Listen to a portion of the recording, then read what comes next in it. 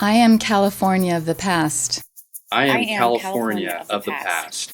I am California of the past.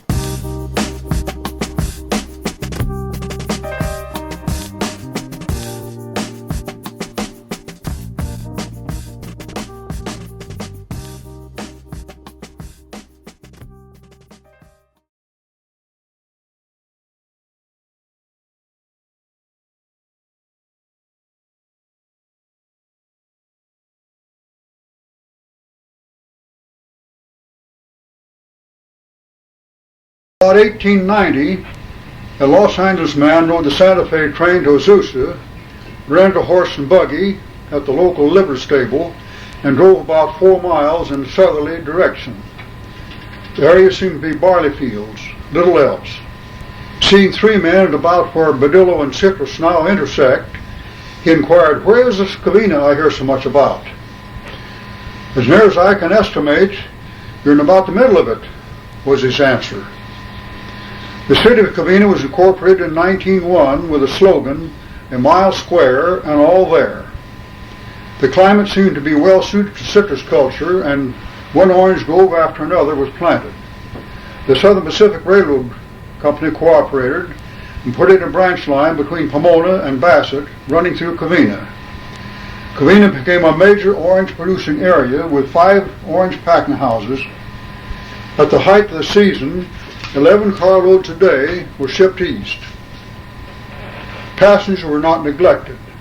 In the forenoon, one train headed toward Los Angeles and one headed toward Pomona. They both came through Covina. Also, in the afternoon, one train each way. About 1906, Pacific Electric Railway constructed a line from Los Angeles to Covina. The cars ran about once every hour. Later, the line was extended to San Bernardino. For a number of years, satisfactory service was maintained. Covina had a volunteer fire department. Consisted of a hose cart pulled by 4 men. It was supplanted about 1910 or 12 after the packing house burned down, which was too much for the fire department to handle. Were they volunteer firemen? They were volunteer firemen. I see. Covina had a blacksmith shop operated by Johnson and Nig. Most of the work was shoeing horses and repairing farm implements. Also a harness and implement store, a drug store, 2 grocery stores. In fact, a small town existed only to serve the farmers.